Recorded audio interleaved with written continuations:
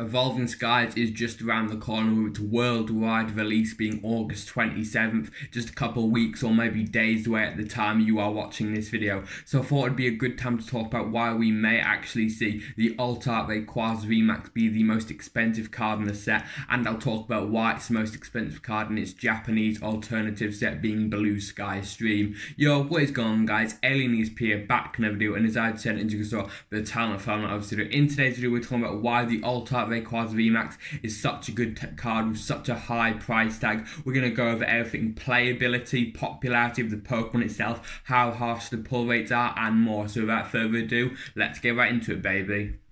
So yes guys, I did just say it is looking like the Art Rayquaza Vmax will be the most expensive card, and the chase card from Evolving Skies, I think we'll see that alongside with the Art Umbreon Vmax, and maybe who knows, that Art Sylveon Vmax is a fantastic card, so I do think that'll also be a top tier card. And in terms of its Japanese expansion, Blue Sky Stream, we've already seen the results of that set.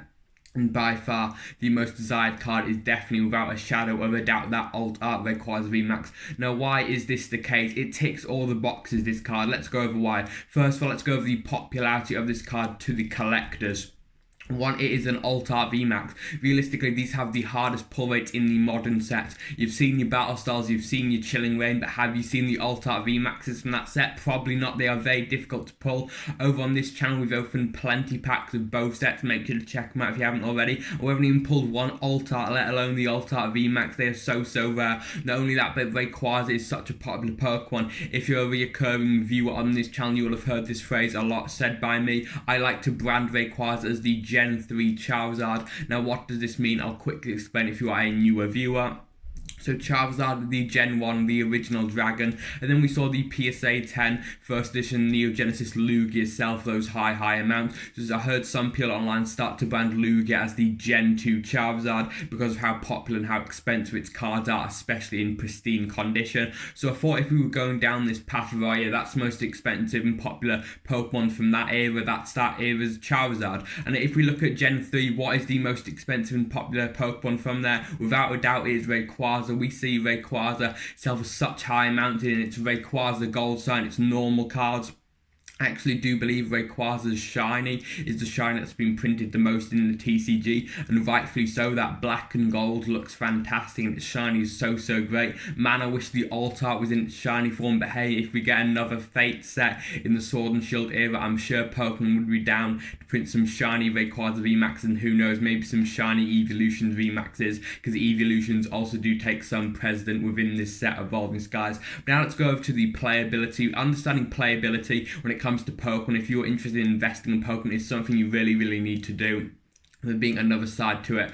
Yes, collectability is very important, but you need to understand the playability. Players will want certain cards for their decks because of how powerful they are. Just because it's not a Charizard doesn't mean it's worth nothing. You know, there may be a Pokemon which isn't as popular, but if its card is super powerful within the game, it will still have a high price tag due to the fact that players will want it in their deck. An example of this is what we saw in the XY era with Roaring Skies, none other than Shaman EX. Shaman EX was a super powerful card, and whilst it was legal in the standard format, it was selling for crazy amounts. I believe around $50, and its peak was huge. But now that Shaman EX is unable to be played within the standard format, it's $5 to $10. What a crazy drop from its high $50 price, now down to commonly available at $5 and $10. That just shows the power of the playability and the rotation of the game. Let's look at the rotation. Rotation is something which happens every year. This year it's happening September 10th. Which determines what cards are legal to be used in standard format. Standard format being the most popular format which most people do play the game in. There's also expanded, which allows you to use more cards, but standard is the most played and the most popular. So we're going to look at that right now. And this year we are seeing we are seeing rotations on September 10th, and what will it be? It will be cards from Sword and Shield on. So any sets of GXs in, they can't be used, unfortunately. So sets like Team Up, Cosmic Eclipse, they are gone. It is only Sword and Shield base set onwards, and Evolving Skies is included within that, meaning once Evolving Skies is legal, being 2 weeks after its official launch, August 27th, it will be able to be used, and people will be using that Rayquaza Vmax, which is a powerhouse of a deck. Now, why is Rayquaza Rayquaza is so powerful. One, its ability is fantastic. It allows you to discard your hand and draw 3 cards. Why is this good? A lot of you guys who may not be in the TCG may be like, why is discarding your hand good? You're getting rid of your hand. Well, let's say it this way. If you're sat there in a tournament and you've done something which is called bricked. Essentially, when you have bricked, that is a common term within the TCG, it's when all the cards in your hand can't be used to get you out of these sticky situation while you're in. Well, if you've got Rayquaza Vmax on the field, activate its ability, discard your hand. Yeah, you're getting rid of cards, but you couldn't use those cards in your current situation, and then you draw 3 cards, and who knows, you could draw into a very powerful draw supporter, such as Professor's Research or Marnie, which could get you even more fantastic cards and lead your way to victory in the battle. Then its attack is also yet another fantastic about it. It's reminiscent to what we saw with Rayquaza GX and Celestial Storm, with a bit different, with the energies being a bit different and the damage output is much greater. Essentially, with its attack, you can discard any amount of fire or lightning from that Rayquaza Vmax, and it'll do 80 damage for each one you've discarded. That is phenomenal, but that's not it. It's not like you're manually attaching.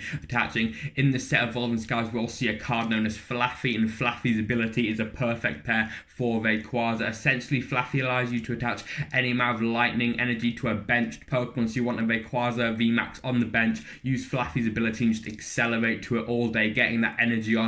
Then you can switch Rayquaza into the active, attack your opponent for loads of damage, and then you're winning just like that. Well, it's a bit more complicated, but you get the gist by now. This card is very popular, with it being Rayquaza and the hard pull rates of it, as well as its playability. So it is a recipe for success and a recipe for a high price tag. We're seeing this card. Keep in mind, as of making this video, the set isn't out yet, so it's that higher premium, with not everyone being able to get their hands on it, so it's only the lucky few who either own a store and cracking packs open, or who may know someone who owns a store and then get some cards off them. We're seeing this card sell for £750 to £800. How crazy is that? We haven't seen a card like this for ages, let me tell you. But when this card wasn't even available in English, we saw the Japanese selling for high amounts just like this. Man, I can't wait to see when these cards come back from PSA, CGC and Beckett in their graded form, what they look like, especially in those tents, man. Imagine a Beckett Black Label or CGC pristine Alt-Art Rayquaza, man, that price tag will be so high. So what was the point of this? I quickly wanted to let you guys know, if you are curious in investing into Pokemon, understanding the collectability to it is fantastic. But you really do need to understand the TCG, because there's a whole other side to it. Yes, you know, Charizard, it's a bit more simple, I would say, with collecting, because you just have to look at your big Pokemon and cards, which are hard to pull. But you've got to think when investing into the TCG, right, this Pokemon may not be as popular, but is it powerful? Will people want this card? Will this card be in high demand for people who are going to go to tournaments, try to do this for a living, possibly win some money from the tournament? If yes, you're going to need to stock up on that card too. It's not just all about the rares, you know, some commons and uncommons and regular rares actually fetch a fair bit of money. We could see this in Chilling Reign with Path to the Peak. That stadium card is super powerful. Its ability turning off all abilities from rule box Pokemon. That card is just a regular uncommon card, and someone who's investing in the collectability, they're like, uncommon, I don't want that, it's not shiny. If you truly do understand the Pokemon market, you're right, that's a powerful card, that's going to be in high demand for the players. I'm going to get a few of them. It's a common card to pull at the end of the day, an uncommon I should say, and stock up on that and sell it for loads. So these are just the tips I'm giving you guys. I'm not a financial advisor. I'll never tell you guys this is what you should do to make the most money. I'll only suggest it because I'm not a financial advisor. I don't know the ins and outs, and I really do hope this video helped you. For comment question day, we're going to go for, do you like the Alt-Art Rayquaza Vmax? We'll be picking some up. I think it's a bit too high for me, especially right now, but realistically, what will it come down to? I don't know. There's a lot of things floating Rayquaza Vmax's boat right now, so I do think it could be high for a fair bit, so who knows, but hopefully Pokemon will reprint Evolving Skies a fair bit, and I do think they will, because this set is so popular, such high demand, and it'll be in rotation for the next 2 years. Normally a set is in rotation for around 2 years. So I'm sure it will be printed plenty, just like your other sets. Don't give in to FOMO, that goes for everything. This set, celebrations, and all things going forward. But it's all for me in today's video. You guys have been the best, I mean the best on YouTube. I've been Alien ESP. Make sure to answer comment question day, and I'll see you next time. Peace.